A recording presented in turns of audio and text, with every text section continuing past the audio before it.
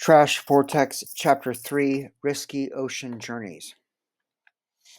The planet Earth, so blue in satellite photographs, is more than 70% water.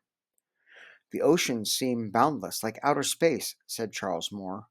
But he and others have seen painful proof that the oceans cannot make all trash disappear. A dead albatross found in 2005 had a piece of plastic inside its stomach from a World War II seaplane that crashed into the Pacific Ocean in 1944. The plastic's 61-year journey likely began with spinning around the North Pacific's second trash vortex near Japan. Then it likely drifted on gyro currents for 6,000 miles east and spun in the trash vortex Moore discovered before the albatross mistook it for food. When Moore finds jellyfish embedded with colorful plastics confused for meals, he said he thinks about the truth that we don't know what it means to weave our artificial plastic materials into the tissue of life. The path of plastic into living bodies is long and well traveled. Most plastics do not begin their water journey dramatically, they just slip in quietly. Rain overflows dumps and storm drains carrying trash into rivers. People, both ashore and at sea, throw trash into the water. About 90% of trash entering oceans today is plastic. 5 subtropical gyres in the Pacific, Atlantic, and Indian Oceans suck in and circulate it slowly around the world. It takes a decade for a water bottle from California to float to Japan and back. Plastic survives these journeys easily since it takes 500 years or more to break down. Visitors to gyres and volunteers cleaning up coastlines find the same type of pollution wherever they go, and much of it is everyday plastic objects used only once. Half of the 600 billion pounds of plastics manufactured each year become these discarded items. People around the world use a trillion grocery bags a year, but for just 12 minutes on average. In the United States alone, people slurp up drinks using 500 million plastic straws a day. They throw away 2.5 million plastic bottles every hour. Floating plastics can become traps. Fishers once used nets woven from hemp, cotton, and other natural fibers. Floats made of wood or hollow glass kept nets hanging vertically in the water. Now, they can choose plastic foam floats and nylon nets that do not rot, break, or tear easily. The problem is that a lost nylon fishing net or tangled mass of hook and line does not stop fishing, said Marcus Erickson, who studies the distribution and impacts of plastic marine pollution. These ghost nets drift and trap such animals as dolphins and sea turtles, killing about 1,000 a day. An 11.5-ton tangle of nets drifting once near Hawaii looked like a little island of floats from the surface, said National Oceanic and Atmospheric Administration scientist Mark Manuel. But, he said, it was really a dark wall of destruction. Plastic can invite marine animals to take a closer look. While single use plastic is quickly emptied and discarded, it still looks useful. Hermit crabs move into plastic bottle tops instead of shells. 13 dead sperm whales washed up on Germany's coast one day in 2016. Researchers discovered the dead whales had eaten unnatural meals of plastic, from fishing line to car parts. Although the litter did not directly cause the whales to become stranded, it is a concern. Floating plastic bags can look like graceful squid, a popular meal for sperm whales. This tragic mistake causes them to starve with full stomachs, said conservationist Nicola Hodgins. Sea turtles mistake plastic bags for a meal of jellyfish. Gases fill their plastic packed stomachs, making them too buoyant to dive for food or escape predators. A research study indicates that half of the world's sea turtles could contain plastic. Australian scientists estimate that 90% of the seabirds that scavenge the ocean's surface have eaten plastic. Researcher Denise Hardesty examined dead seabirds and said, I have seen everything from cigarette lighters to bottle caps to model cars. I found toys. But floating plastic makes life easier for some marine animals. Branches, coconuts, and leaves provide rafts for animals that cannot move on their own. Trash provides synthetic rafts that last decades and can cross oceans. A floating buoy or refrigerator door turns into a floating ecosystem when barnacles attach to it. Like trees in a rainforest, they offer shelter and transportation to coastal creatures such as crabs, said biologist Mike Gill. But globe traveling organisms are not always welcome. Zebra mussels from the Black Sea hitched a ride on a cargo ship to the Great Lakes. In 1988, they multiplied and spread uncontrollably across North America, stealing resources from native species and attaching themselves to water pipes and ship rudders. Hitchhiking marine life can upset nature's balance in more devastating ways. Under the rotating gyre water, another cycle takes place. Small herbivores called zooplankton eat microscopic one celled marine plants called phytoplankton. Small fish, like sardines, eat zooplankton. Larger and faster fish, like tuna, eat smaller fish. There's a lot of things that are hungry all the time, said marine ecologist Miriam Goldstein, who has studied one of those hungry creatures, halibates. The long legged marine insects skate across the ocean's surface. Normally, they stay close to shore and lay eggs on floating pieces of wood or buoyant volcanic rocks. But plentiful microplastics invite them to travel and multiply far beyond their coastal habitats. They feast on zooplankton, which means that sardines may go hungry and that many other larger animals may go hungry too. Plastic does more than introduce new predators to the gyre. It also becomes a link in the gyre's food chain. Moore once found a 2.5-inch fish with 84 plastic pieces inside its belly. Scientists estimate that around 20% of fish have eaten plastic. Microplastics, which measure 0.2 inch, not a page 34, inch or less, look like inviting zooplankton to hungry fish. This mistake happens again and again because there are more than 5 trillion microplastic pieces drifting at the ocean's surface. Microplastics are not just found at sea.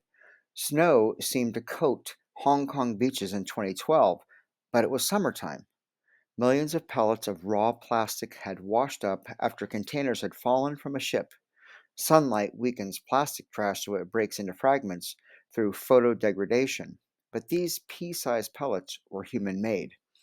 Refineries produce these round microplastics, nicknamed nurdles, to sell around the world to manufacturers, which melt them to create plastic products. But nurdles easily escape during transport to bob in the gyre or land on beaches, earning them the gloomy nickname mermaid's tears. Volunteers in the United Kingdom combed hundreds of beaches and found nurdles on 3/4 of them.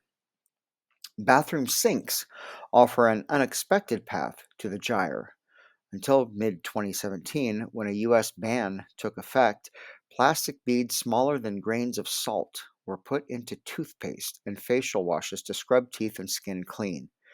Every day, 8 trillion of the microbeads slip through drains into U.S. sewage systems, according to researchers at Oregon State University.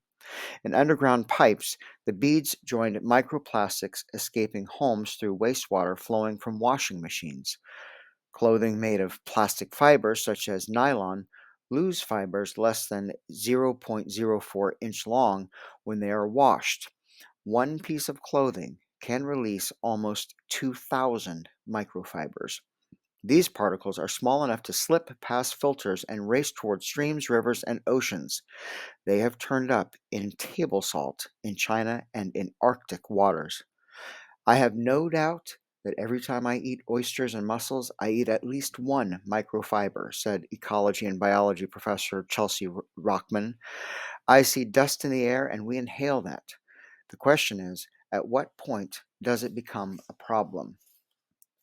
Microplastics swirling through seawater behave like air pollution. Minute particles from such sources as burning fossil fuels and power plants form a yellow haze over some of the world's cities. They settle in lungs, causing 7 million deaths a year worldwide. Marine life faces a similar threat. The idea that there are patches of trash in the oceans is a myth, said Erickson, adding that plastic pollution is more a plastic smog, like massive clouds of microplastics that emanate out of the 5 subtropical gyres. Scientists gauging the amount of plastic in gyres have an unusual concern. They are finding too little. About 8 million tons of plastic enters oceans each year.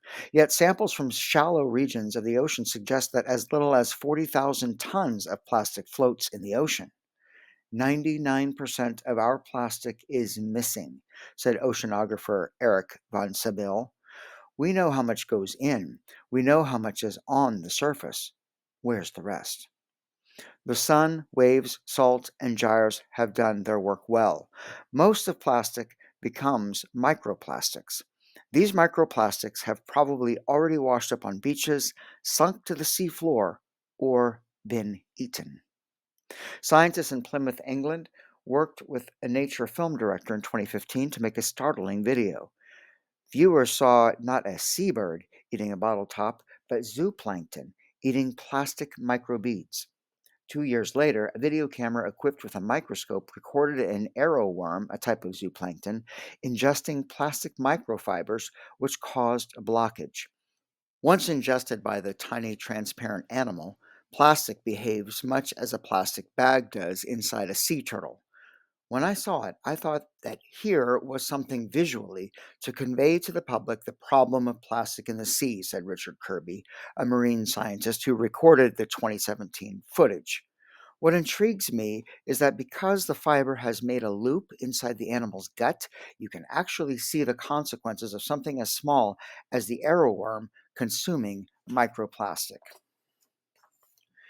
Each time a predator eats prey, plastic travels from one body to the next and forms an expanding collection.